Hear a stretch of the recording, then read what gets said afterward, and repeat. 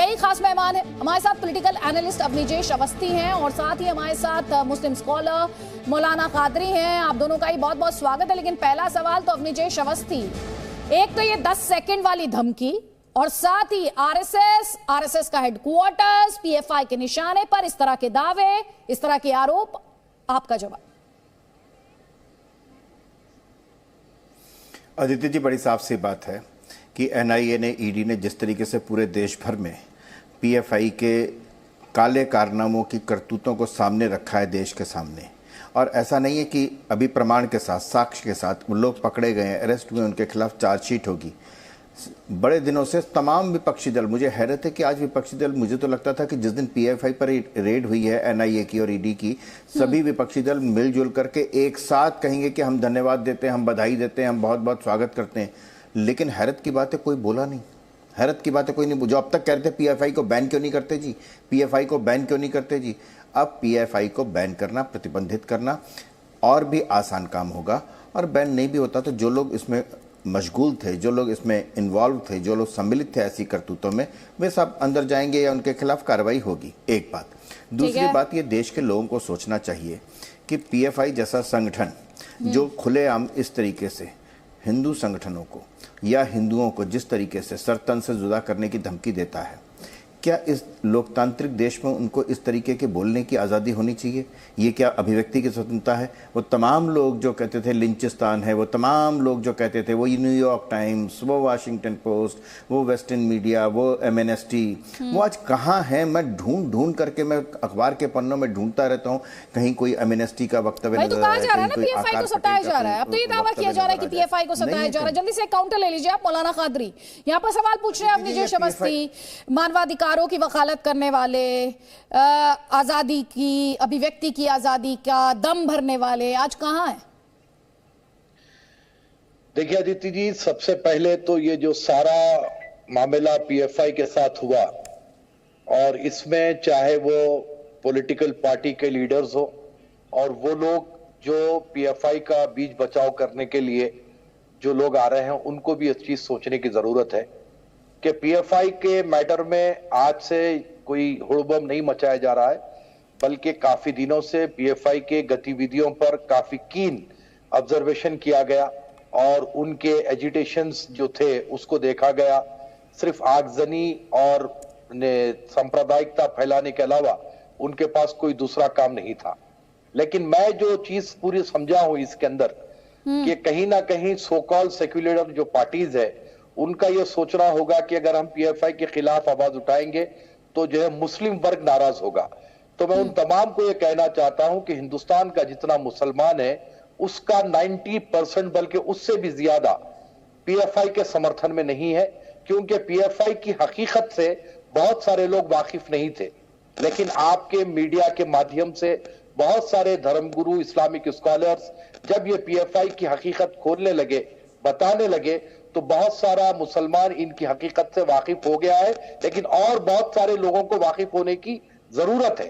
और अब तो इनके 10 सेकंड के नफरती प्लान के वीडियोस तक आ रहे हैं। एक बार फिर से सुनिए मौलाना कादरी, क्या है ये 10 सेकंड का नफरती प्लान और किस तरह से 10 सेकंड में धमकाने की कोशिश, खत्म करने की कोशिश, साजिश, दावा किया जा रहा है? सुनिए जरा। ഫണ്ട് ഓഫ് ഇന്ത്യ ഭയമാണ്. ഇരുളിന്റെ മറവിൽ ഞങ്ങളുടെ പ്രവർത്തകരെ നിങ്ങൾ വേട്ടയാടുമ്പോൾ പകൽ വെളിച്ചത്തിൽ 10 സെക്കൻഡിൽ നിങ്ങളെ ഞങ്ങൾ കൈകാര്യം ചെയ്യുമെന്ന് നിങ്ങൾക്കറിയാം. അതുകൊണ്ടാണ് ഇത്തരത്തിലുള്ള ആളുകളെ മുന്നിൽ നിർത്തി നിങ്ങൾ കളിക്കുന്നത്. ഞങ്ങൾക്കറിയാം നിങ്ങളുടെ പുരാണങ്ങളിൽ ശകുനിയെ മുന്നിൽ നിർത്തി കളിച്ച ചില സംഭവങ്ങൾ ഞങ്ങൾ കേട്ടിട്ടുണ്ട്. അതുപോലെ എൻഐഎയും ഇഡിയെയും പോലെയുള്ള ശകുനികളെ നിങ്ങൾ മുന്നിൽ നിർത്തി കളിക്കാതെ തന്തയ്ക്ക് പിറന്നവന്മാരാണെങ്കിൽ നിങ്ങൾ നേർക്ക് നേരെ തെരുവിലേക്ക് വേണം ആർഎസ്എസ്കാരെ എന്നാണ് ഞങ്ങൾക്ക് പറയാനുള്ളത്. നിങ്ങൾക്ക് പോപ്പുലർ ഫണ്ട് ഓഫ് ഇന്ത്യ ഭയമാണ്. ഇരുളിന്റെ മറവിൽ ഞങ്ങളുടെ പ്രവർത്തകരെ നിങ്ങൾ വേട്ടയാടുമ്പോൾ പകൽ വെളിച്ചത്തിൽ 10 സെക്കൻഡിൽ നിങ്ങളെ ഞങ്ങൾ കൈകാര്യം ചെയ്യുമെന്ന് നിങ്ങൾക്കറിയാം. അതുകൊണ്ടാണ് ഇത്തരത്തിലുള്ള ആളുകളെ മുന്നിൽ. तो मौलाना कादरी, ये नेता एसडीपीआई का, और ये थ्रेटन कर रहा है, खुली धमकी दे रहा है, अगर हमसे टकराओगे तो 10 सेकंड में 10 सेकंड में काम तमाम कर दूंगा, ऐसे एलिमेंट्स को आप क्या कहेंगे? क्योंकि बहुत सारी एक ऐसी भी जमात है जो ये कह रही है पीएफआई तो बहुत सारा मानवता का काम कर रही है, पीएफआई ने तो लोगों तक मदद पहुंचाने का काम किया है। हमारे डिस्कशंस में ही खुद ऐसे गेस्ट आए जिन्होंने कहा जब कोविड काल था तो उस समय पीएफआई ने बहुत लोगों तक मदद पहुंचाई। तो ये 10 सेकंड वाली धमकी क्या है? देखिए मैडम, मैं तो उसकी लैंग्वेज तो नहीं समझ पाया, लेकिन आपका सबटाइटल पढ़ रहा था मैं, जो हिंदी में आ रहा था। तो ऐसे लोगों के तो खिलाफ में सख्त से सख्त कार्रवाई होनी चाहिए। यही इनका असली चेहरा है। ये लोग जो 10 सेकंड की धमकी दे रहे हैं, यही इनका असली चेहरा है। और आपको मैं एक बार फिर से ये बात की मैं वजाहत करना चाहता हूं कि ये जो इनकी मदद है, ये अंग्रेजों की चाय की तरह है। पहले किसी ना किसी बहाने से अंदर घुसो, बाद में उनको आदत डाल दो। तो यह तो पहले कोई मानवता के लिए काम किए नहीं है। जहां तक कि आप इनका रिकॉर्ड उठाकर देखेंगे, ये जरूर किए है कि कई मुसलमानों को भड़काकर आज जेल की सलाखों के पीछे डाल दिए। आज उनके घर वालों का कोई पुरसाने हाल नहीं है, आज उनके पास कोई राशन देने वाला नहीं है। तो ये पीएफआई कोई मानवता का काम ना की है, ना आगे करेगी। सिर्फ और सिर्फ सांप्रदायिकता फैलाएगी। आपके चैनल के माध्यम से फिर एक बार सारे हिंदुस्तान के लोगों को कहना चाहता हूं, अगर कोई आप लोग पीएफआई के समर्थन की बात कर रहे हैं या पीएफआई को अच्छा समझ रहे हैं, तो कतई तौर पर यह गलती ना करें, क्योंकि इनके इरादे बहुत ही खतरनाक है और इनके हरकत की वजह से हिंदुस्तान के सारे मुसलमानों को शर्मिंदा होना पड़ेगा। क्योंकि ये हर वो काम ठीक है, आप मुसलमानों के शर्मिंदा होने की बात करें जल्दी से। अवनीजेश अवस्थी, यहां पर जो सवाल मैंने अभी मौलाना कादरी से भी पूछा, ये एक नैरेटिव सेट करने की कोशिश की जा रही है कि भारत में जो हिंदूवादी संगठन है वो दरअसल माइनॉरिटीज को टारगेट कर रहे हैं, माइनॉरिटीज उनके निशाने पर हैं और एक तरह का डिवाइड क्रिएट करने की कोशिश की जा रही है अल्पसंख्यकों और बहुसंख्यकों के बीच। वो तो अपने आप में एक चैलेंज है। ऐसा आदित्य जी, जब तक कादरी साहब जैसे लोग रहेंगे, पीएफआई की किसी हरकत उनकी सफल हो नहीं पाएगी। कादरी साहब ने सही कहा कि 90% नहीं, उससे भी ज़्यादा मुसलमान जो हैं, भारतवर्ष के मुसलमान, वो वास्तव में पीएफआई की हरकतों से भड़कने वाले नहीं। मैं अभी भी कह रहा हूँ बिना किसी इफ एंड बट के कह रहा हूँ कि जो मुस्लिम नेतृत्व है ना, मुस्लिम नेतृत्व मुस्लिमों को, मुस्लिम समुदाय को जिस तरीके से अपनी राजनीति के लिए, सत्ता के लिए, पैसा लूटने के लिए, पैसा बटोरने के लिए, इन सब चीज़ों को जमीन हड़पने के लिए जिस तरीके से इस्तेमाल करता रहा है ना, ऐसा क्यों हुआ कि मुसलमान लगातार निर्बल और कमज़ोर होता गया? मुसलमान खुद सोचें। आज कादरी साहब कह रहे हैं ना खुल, और जो मानवता की बात पीएफआई के बारे में कह रहे हैं, मैं एक उदाहरण दे देता हूँ। एक केरल के एक प्रोफेसर ने, जोसेफ ने, सिर्फ एक क्वेश्चन पेपर बनाया था। उसमें उस क्वेश्चन पेपर में एक क्वेश्चन था कि मोहम्मद ने फला फला ऐसा किया। मोहम्मद पैगंबर साहब के बारे में नहीं लिखा था।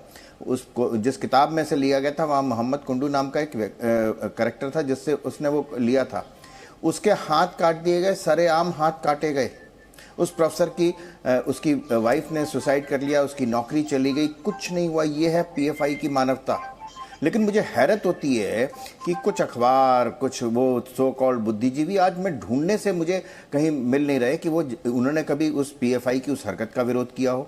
पीएफआई को विदेशी फंडिंग होती है, साफ सी बात हो गई हो, उसका विरोध किया हो। हम अपने दर्शकों को दिखा रहे हैं। इस इन्फॉर्मेशन को दोबारा लेकर आइए, स्क्रीन पर दोबारा लेकर आइए, फुल स्क्रीन लेकर आइए इन्फॉर्मेशन। केरल हाईकोर्ट ने टिप्पणी की कि इसमें कोई संदेह नहीं कि एसडीपीआई और पीएफआई जो है वो चरमपंथी संगठन है, हिंसा के गंभीर मामलों में शामिल रहे हैं, लेकिन प्रतिबंधित संगठन नहीं है। ये हम आपको टिप्पणी दिखा रहे हैं केरल हाईकोर्ट की वर्ष 2022 की। इसके अलावा हम आपको ये भी दिखा रहे हैं कि 2012 में क्या कहा गया था कोर्ट के द्वारा। ये भी आज आपके लिए जानना और समझना जरूरी है कि तब क्या कहा गया। 2012 से इस पर बात हो रही है। 2012 में केरल सरकार ने हाईकोर्ट में क्या कहा? पीएफआई पर 27 लोगों की हत्या का आरोप है। ये वर्ष 2012 के बारे में बता रहे। 86 लोगों की हत्या की कोशिश का आरोप है, ये केरल सरकार ने कहा। पीएफआई पर 100+ सांप्रदायिक मामले दर्ज हैं। वर्ष 2012 के बारे में बता रही हूं आपको। सिमी का नया रूप है पीएफआई, ये कहा गया केरल सरकार द्वारा। पीएफआई एक कट्टरपंथी संगठन है, इसे बैन करने की मांग की गई। वर्ष 2012 के बारे में हम यहां पर बात कर रहे हैं। तो हाईकोर्ट में क्या कहा गया केरल सरकार द्वारा और हकीकत में आप क्या होते हुए देख रहे हैं? क्योंकि बीते दिनों में आपने बार बार ये सुना है कि कैसे शफीकुर रहमान बग जैसे नेता सामने आते और कहते नहीं पीएफआई ने तो बहुत समाज सेवा का काम किया है, पीएफआई ने तो ये किया है, पीएफआई ने तो वो किया है। लेकिन यहाँ पर अवनीजेश अवस्थी, बड़ा सवाल ये भी है, जब ये सब बातें आपको पता है, जब ये सब बातें मौलाना कादरी भी कर रहे हैं, तो फिर इतना लंबा वक्त क्यों लग गया, इतना लंबा वक्त क्यों लग गया ये समझने में कि कितनी बड़ी थ्रेट इस तरह के संगठन हो सकते हैं, और इन पर अगर ये इतने ही खतरनाक हैं, तमाम एजेंसीज यहां पर सिक्योरिटी की एजेंसीज इसमें इन्वॉल्व होंगी, पाबंदी क्यों नहीं लगाई गई? अदिति जी, बड़ी साफ सी बात है, झारखंड में जब बीजेपी की सरकार ने उसने पीएफआई पर बैन लगाया था, तब ये बड़े बड़े वकील, मैं किसी का नाम नहीं लूंगा, बड़े बड़े वकील उन पर पाबंदी हटाने के लिए पहुंच जाते हैं और पाबंदी वो कोर्ट के माध्यम से हट गई। एनआईए ने, ईडी ने इस बार वो गलती नहीं की है। पीएफआई के बारे में सारे आप समझती हैं क्या देश की एजेंसीज को ये सब मालूम नहीं होगा क्या? लेकिन वो सब चीज़ें एक साथ इतनी जगहों पर अगर हुई है तो आप मान लीजिए कि कितनी तैयारी से हुई होगी। एक जगह रेड हो जाती, बाकी सब खबर पहुंच जाती, इधर उधर हो जाते, भाग जाते, छुप जाते, फरार हो जाते। एक साथ अगर इतनी जगहों पर अगर रेड हुई है तो उसकी आप गहराई समझिए, गहनता समझिए, तैयारी समझिए। और वास्तव में मैं कहता हूं कि कोई भी धर्म के बारे में हम ये नहीं कह सकते कि उस धर्म का प्रत्येक व्यक्ति जो है वो भारत विरोधी है। नहीं, धर्म के बारे में बात ही नहीं की जा रही है। अगर किसी ऑर्गेनाइजेशन पर आतंकी गतिविधियों में संलिप्त होने का, किसी भी तरह की आतंकी गतिविधि में मदद पहुंचाने जैसे संगीन आरोपों तो सवाल उठेंगे। इसमें रिलीजन के चश्मे से देखा ही नहीं जाना चाहिए। मैं तो कंप्लीटली टेरर के एंगल से बात कर रही हूँ। मैं वापस आपको मंच दूंगी अवनीजेश अवस्थी।